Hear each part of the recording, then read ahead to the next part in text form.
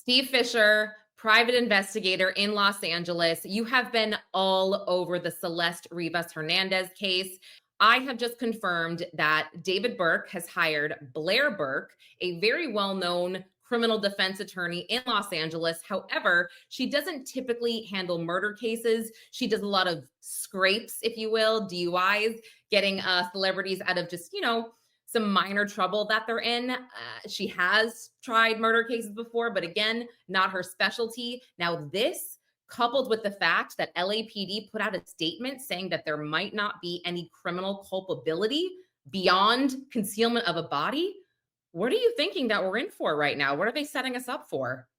This could be a really a bigger PR situation than anything because it from that news release, it sounds like concealment of a body is probably what we're looking at. I think that they're foreshadowing that this is going to be an overdose and somebody made a bad decision and she ended up in that Tesla, and so it's not going to be a homicide trial. It's going to be a listen, it's a misdemeanor offense, concealment of a body in California. So it'd be a matter of his attorney representing him on that, but also managing damage control to maybe try and salvage his career, which I think is going to be a tough thing to do at this time. But I think that's possibly why you see the attorney on this case is not a high-powered, homicide defense attorney. This is an attorney that gets celebrities out of, misdemeanor type issues.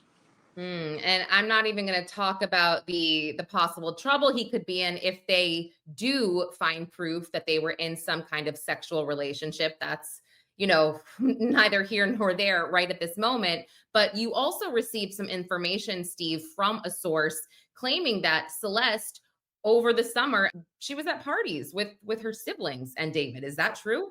Yeah, I mean, from what I've been told that her, she had siblings that would attend, some of these parties that her and David would be at. And that's, troubling because there was an active missing persons report open for her. She was in the NCIC system, which is the FBI database, and nobody cleared her. And then, recently we've seen this surveillance video from some apartment complex or whatever it is, where she's in a shouting match. And that is months and months after she was reported missing. So why wasn't law enforcement notified that they had eyeballs on her? They knew where she was at.